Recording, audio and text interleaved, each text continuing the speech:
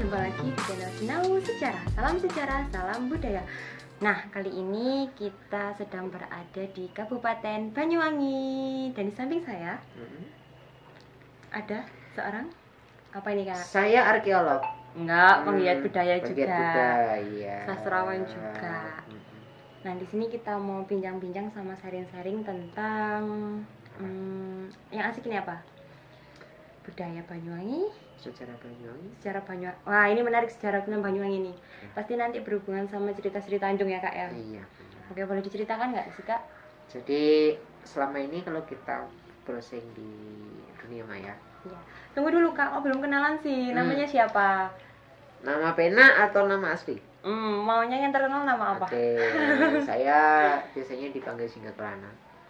Nama aslinya? Jingga Kelana saja ya, perlu dikenal ya. Oke. Oke Kak, dilanjut. Asal mula nama Banyuwangi. Jadi asal mula Banyuwangi itu sebenarnya dari legenda Sri Tanjung.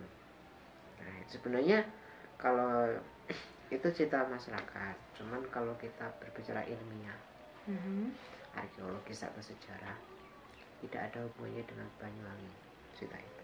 Cerita Sri Tanjung. Karena dari sisi artefaktual, semua sudah tahu bahwa artefaktual Sri Tanjung itu reliefnya tidak ada di Banyuwangi. Ada di Mojokerto, ada di Blitar dan sebagainya. Toh uniknya di sini Sri Tanjung cerita Sri Tanjung itu hanya ceritakan dari mulut ke mulut, kemudian tradisi lisan berarti ya Kak ya? Tradisi lisan, kemudian anehnya tidak secara tuntas diceritakan, hanya sebatas Sri Tanjung itu meninggal dan airnya berbau harum, kemudian nama Banyuwangi muncul. Di sini pun di daerah kota sana, di belakang pendopo itu masih ada sumur yang diyakini masyarakat sebagai tempat meninggalnya Sri Tanjung. Ya. Padahal dari sisi arkeologis secara ilmiah belum ada kepastian sama sekali di bawah sumur itu apakah ada tulang belulangnya atau tidak. Berarti apa ya namanya ya, bukti sejarahnya itu tidak ditemukan secara jelas. Itu hanya cerita-cerita lisan saja ya Kak ya. Cuman saya berani mengatakan di luar itu semua, salah dan benar itu semua, ada sisi positifnya. Cerita Sri Tanjung itu adalah di sana ada tokoh Durga, Mahisa Suramardini itu, yang mampu menghidupkan lagi Sri Tanjung. Nah gini Kak, sebelum kita membahas tentang itu, kan banyak nih dari teman-teman di luar sana yang nggak mengerti sebenarnya cerita Sri Tanjung itu isinya apa saja sih Kak? Yang jelas cerita Sri Tanjung itu dulunya berupa kidung, nyanyian yang digubah oleh Citra Gotra. Kalau untuk bahasanya sendiri? Ini banyak versi. Nah, ini yang menarik. Versi ada yang Jawa kuno, kemudian ada yang kemudian disadur kembali menjadi Jawa Tengahan atau bahkan Jawa Tengahan, kemudian asalnya aksara Jawa Pekon. Kalau yang ditemukan di Banyuwangi itu Kak, naskahnya dalam bentuk apa? Nah, naskah Banyuwangi atau Sri Tanjung yang ada di Banyuwangi itu pernah diteliti oleh Anissa Aminuddin. Yang kemudian bukunya beliau itu diterbitkan oleh Perpusnas. Kemendikbud. Anissa Aminuddin mengatakan bahwa naskah itu memang cerita tentang Sri Tanjung dan memakai aksara Pekon.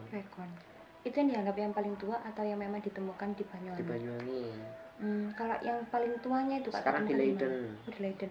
Sedih sekali ya, kita nggak bisa melihat bentuk fisiknya. Tapi teman-teman, kami di Banyuwangi sudah, meskipun naskahnya kemungkinan nggak ada. Naskahnya entah kemana, cuman dari naskahnya Priyono, saya berhasil untuk membuat novel ini.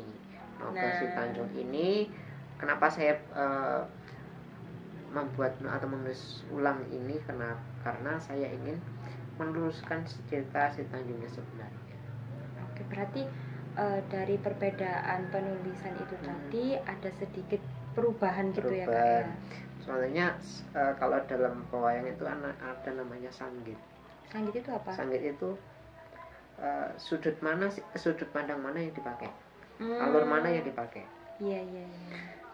Sanggit ini saya pakai yang asli, gitu. Yang asli dari mulai Manggala, kalau dalam naskah Manggala sampai ke korpusnya. Korpus apa epilog lah.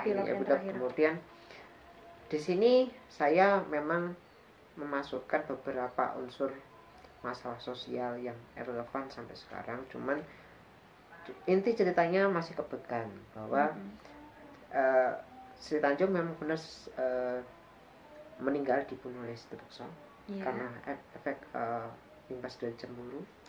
Kemudian, nah menariknya saya tidak secara selampangan habis meninggal kemudian habis enggak. Dia hidup kembali dalam arti bahwa hidup kembali secara raganya atau dia hidup kembali di alam sana. Kalau berdasarkan relief, contohnya relief Si Tanjung yang ada di Penataran, dia sempat mau ke alam baka, ke surga, naik ikan. Ikan. Kalau kita lari ke relief candi, contohnya di Bajang Ratu. Bajang Ratu itu ada relief Si Tanjung menggambarkan seorang perempuan menaiki ikan. Itu adalah penggambaran Si Tanjung ketika akan menuju ke alam baka. Kenapa menaiki ikan? Karena dalam konteks Hinduisme, ikan itu adalah perwujudan dari Dewa Wisnu, avataranya Wisnu yang berwujud Matsya Awatara. Oke. Kalau masalah ikan ini aku jadi ingat ini Kak, Kidung Sudamala. Itu ada hubungannya nggak sih Kak? Ada hubungannya. Nah, menariknya ya, antara Sudamala dengan Si Tanjung itu ada kelanjutannya. Sudamala dulu, kemudian Si Tanjung. Berarti Sudamala lebih tua. Kenapa? Durga itu menolong Si Tanjung atau menghidup kembali Si Tanjung karena dia punya hutang budi kepada Si Tanjung. Sudamala. Sudamala. Atau Sadewa. Sadewa itu adalah ayahnya Si Tanjung. Kok nggak nyambung, padahal Sadewa itu adalah Pandawa. Si Tanjung itu tokoh lain. Nah ini itu adalah uniknya dari masyarakat zaman dulu.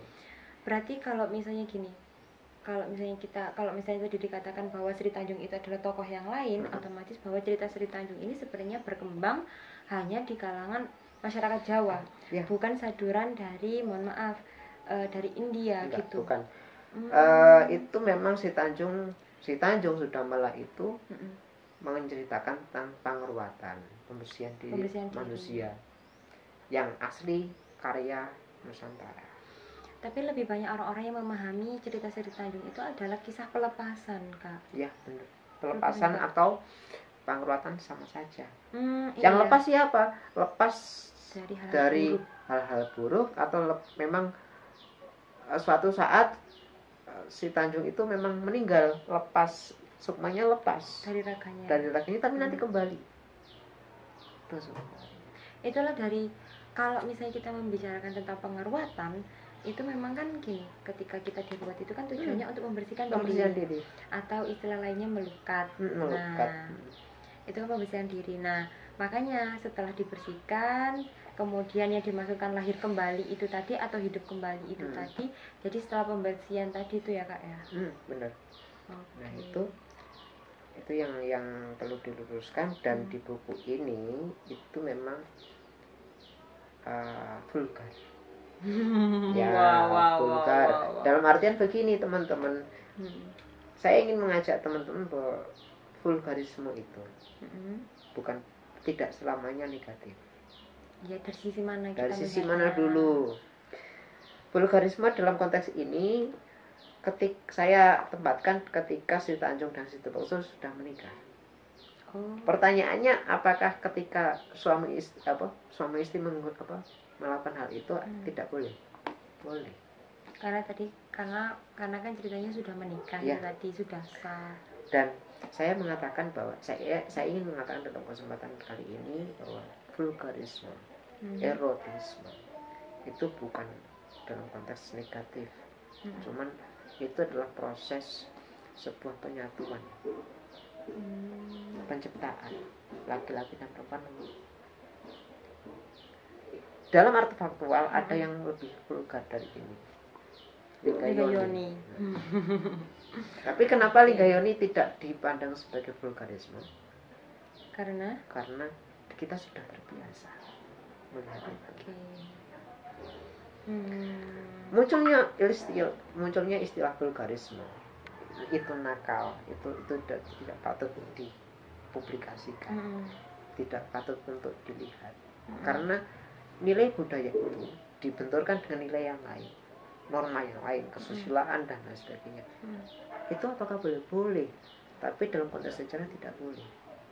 Murni harus sejarah, harus on the track, harus sesuai dengan bukti yang ada, kontekstualnya ya. Kontekstualnya seperti apa? Oke, ketika kita membicarakan tentang Banyuwangi, pasti kan banyak orang yang akan berpikiran atau langsung mengarah kepada cerita Sri Tanjung. Kemudian kalau kita sedikit bergeser ya Kak ya, tentang masyarakat yang ada di Banyuwangi sendiri. Banyuwangi itu kan dikenal dengan bumi Belambangan pertama, terus kedua itu suku Osingnya, terus dari bahasanya juga ini menarik loh Kak. Dari kita kan tinggal di Pulau Jawa ini, Jawa Tengah dan Jawa Timur itu memiliki bahasa Jawa, tapi ada beberapa kosakata yang berbeda, termasuk salah satu adalah bahasa yang digunakan oleh suku Osing. Nah itu yang ingin aku tanyakan ini Kak, dari masyarakatnya. Masyarakat di Bali, masyarakat di Banyuwangi itu kan sangat heterogen. Saya ingin tahu Kak, cerita awal mulanya itu bagaimana sih dalam cerita sejarah bumi Belambangan ini, gitu. Ada yang dari suku Osing, mohon maaf juga ya, karena kita tidak menyinggung ras dan agama, karena di sini juga ternyata banyak juga rekan-rekan kita yang beragama selain Muslim, ada yang beragama Hindu, tapi saya lihat itu adat budayanya itu Jawa, bukan, mohon maaf, Bali gitu kan. Ini menarik loh Kak, bisa diceritakan nggak sih asal mulanya dulu bagaimana sehingga Banyuwangi ini masyarakatnya heterogen, terus juga ada suku Osing, itu bagaimana ceritanya Kak? Baik, sebenarnya saya sudah melakukan penelitian tentang hal itu. Udah ada hasilnya nggak Kak? Mungkin dapat buku. Iya. Nanti dulu bukunya tidak di sini tapi di museum. Oke. Banyuwangi itu memang heterogen. Dan kalau tadi kita singgung banyak tentang Sri Tanjung itu adalah sebenarnya karya sastra ketika Majapahit ada. Ya kan? Kenapa ada hubungan itu? Belambangan itu hadir pertama kali muncul dalam pentas perpolitikan Sikh atau Hindu Buddha ketika Majapahit ada. Iya. Dan ada pemberontakan itu kan. Pemberontakan itu pertama kali toponimi Belambangan disebut dalam prasasti Balawi. 1305. Saka. Masehi. 1227 Saka. Kalau nggak salah aku. Nanti teman-teman 78, bisa 1307 itu nanti tolong dikoreksi kalau memang salah. Di sana dikatakan memang Sri Maharaja Anapua Ikanang I Malambangan, bukan Belambangan ya. Itu kan tulisan Belambangan. Anapua Sri Maharaja Anapua Karaman I Malambangan. Sri Maharaja berhasil menumpas pemberontakan di Belambangan. Sri Maharaja siapa? Raden Wijaya. Raden Wijaya atau siapa namanya? Raden Wijaya. Raden Wijaya itu namanya Sri Rajasa Jaya Negara. Pardana. Maaf kak. Oke. Gak apa-apa. Rajasa Negara selalu paling gimana ya? Kayak namanya kan mirip-mirip. Yes. Negara Kemudian tapi di sana saya tidak tahu pemberontakan yang mana yang terjadi di sini, di situ. Nah, uniknya topeng Belambangan itu masih ada sampai sekarang. Belambangan itu sekarang menjadi salah satu desa di Kecamatan Muncak. Oh, masih ada ya? Berarti ada. Di ujung timur ya? Ujung timur. Timur sebelah selatan. Iya. Kemudian di sana banyak sekali situs. Di sana juga ditemukan lumur. Apa itu lumur? Lumur itu dalam bahasa Jawa kuno artinya benteng, tembok keliling. Tembok keliling ini bentuknya bata merah atau bagaimana? Bata merah. Bata merah. Bata merah. Kemudian di sana juga ada situs yang paling terkenal di Indonesia, Gumuk Linting. Gumuk Linting, saya malah baru dengar itu Kak. Gumuk Linting itu sudah terkenal di Indonesia karena di sana adalah menyimpan salah satu artefak stupika terbesar di Indonesia. Oh. Gitu. Karena uniknya lagi di sana, kalau umumnya stupika di Indonesia itu digunakan untuk persembahan kepada Sang Buddha. Iya. Tapi di Gumuk Linting itu di Banyuwangi itu uniknya selain digunakan sebagai persembahan seperti di Perahu Jakarta kan, itu kan ada juga. Kemudian ketika tahun 70-an ketika diadakan ekskavasi, ditemukan di bawah tumpukan stupika itu ditemukan fragmen rangka manusia. Fragmen rangka manusia. Abad keberapa? Abad ke-14 Majapahit. Majapahit. Nah, itu sebenarnya bekas kubur. Oh.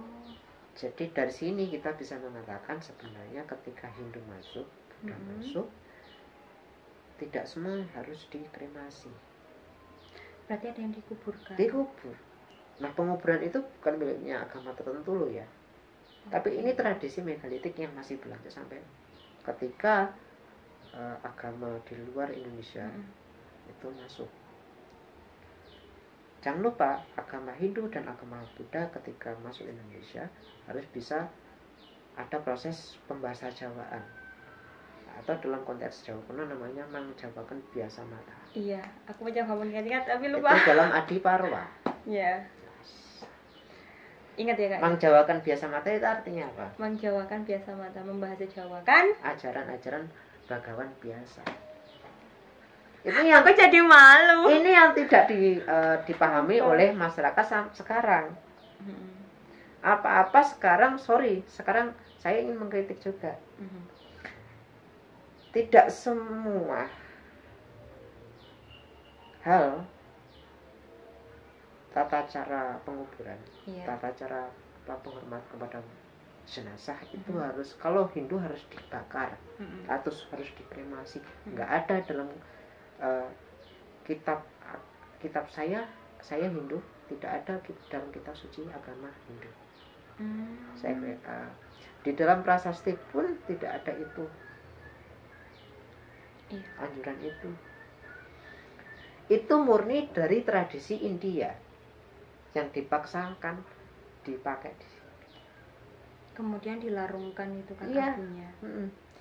Bayangkan kalau orang sekarang yang beragama Hindu diaben semua, dibakar semua ketika sudah meninggal. Arkeolog mau meneliti apa? Ketika ini sudah, peradaban ini sudah berganti. Tidak ada sisa-sisa peninggalan. Akhirnya. Iya. Umurnya berapa? Jingga Kelana umurnya berapa besok kalau diambil? Nggak ada. Iya ya, bagaimana cara kita meneliti abu? Abunya sudah dilarung. Sudah dilarung. Paling kita cuma menemukan sisa-sisa ininya, wadah-wadahnya itu ya Kak ya. Nanti disebutkan bahwa wadah ini adalah tempat abu jenazah gitu saja, tapi tidak diketahui. Saya pernah berpikiran jelek. Kalau itu semua diaben, sudah semua dikremasi, ketika ini sudah berganti peradaban, dan ini tertimbun seperti gunung Gunung ya.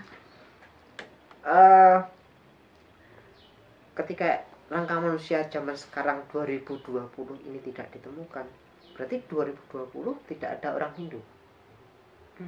Bisa jadi loh. Penghilangan apa ini namanya? Peradaban. Juga. Tapi kalau misalnya kita membicarakan tentang itu terlalu sensitif ya Kak ya? Ya. Memang karena kan itu kan kepercayaan, kita tidak bisa menyentuh itu karena setiap orang punya kepercayaan masing-masing. Makanya itu. Alangkah baiknya kenapa saya bicara seperti saya Hindu, saya berani. Ya, saya kenapa ingin mengangkat ini, kita harus belajar bersama-sama. Saya arkeologi, kemudian yang bicara tentang harus wajib itu adalah orang yang belajar agama Hindu, guru-guru agama Hindu dan sebagainya. Oke, saya bukan akademisi agama, tapi logika berpikir saya harus secara umum, tidak harus monoton. Nah, makanya tempatkanlah antara agama dengan budaya dan sejarah itu berdasarkan porsinya masing-masing. Ketika kita bicara tentang sejarah, budaya, jangan dicampur dengan agama. Jadi ada pembagiannya masing-masing agar tidak rancu ya Kak ya. Bahkan kemarin beberapa waktu lalu saya ditanya sama teman-teman pemuda di sini, antara agama dengan budaya mana? Budaya dong. Budaya. Karena ketika prasejarah dulu ada, kan masih sudah ada kepercayaan, animisme dan dinamisme. Itu pun masyarakat pada masa lalu katanya primitif. Tidak primitif kok, mereka sudah mengenal penghormatan kepada leluhur, penghormatan ketika bagaimana ngurmat atau merawat penguburan itu seperti apa. Nah ini loh yang bukan berarti ketika agama A, B, C, D, E masuk ke Indonesia, peradaban itu hadir. Sebelum ada peradaban agama A, B, C itu masyarakat ketika sebelum itu primitif, enggak seperti itu. Masyarakat Jawa berarti sudah berperadaban. Saya ingin mengatakan bahwa peradaban, awal peradaban masyarakat Jawa juga ada di Banyuwangi. Di mana? Situs Neolitik Kendeng Lembu, Glenmore. Oh, di sebelah mana itu Kak? Di Glenmore sana. Glenmore. Di Glenmore itu, di sana ditemukan situs perbengkelan, situs pemukiman Neolitik. Satu-satunya di Indonesia yang masih utuh. Yang ada di Banyuwangi ini ya, di Glenmore itu. Jadi cikal bakal masyarakat orang Jawa itu bukan hanya dari Solo, Jogja, atau Mojokerto situ juga. Enggak, tapi juga di Banyuwangi juga ada. Oke. Gitu. Neolitikum itu kan tradisi bercocok tanam. Berarti bisa kita pahami bahwa masyarakat zaman dulu itu sudah menyebar gitu sudah ya. Menyebar. Enggak cuma di satu titik saja. Mereka juga sudah berkembang juga. Sudah mencoba untuk bercocok tanam. Kalau misalnya gini Kak, kita kan sudah membahas tentang Belambangan tadi kan, asal mula nama Belambangan ternyata dari prasasti. Kemudian asal mula kenapa masyarakat di Banyuwangi itu juga heterogen. Dan kemudian aku ingin bertanya lagi nih Kak, yang masih belum terjawab adalah tentang suku Osing. Suku Osing. Ya tadi, suku Osing itu sebenarnya orang Jawa. Pastinya karena tinggal di Pulau Jawa. Enggak seperti itu juga. Enggak seperti itu. Ya tadi, karena Austronesia tadi. Cikal bakalnya orang Jawa. Di sumber-sumber Belanda pun Banyuwangi, masyarakat Banyuwangi bukan namanya Osing, masyarakat Osing. Apa? Orang Belambangan atau Blambanger. Blambanger. Itu yang pertama. Yang kedua, mereka disebut juga orang Jawa. Japanese. Tidak ada nama orang Osing. Orang Osing itu sebenarnya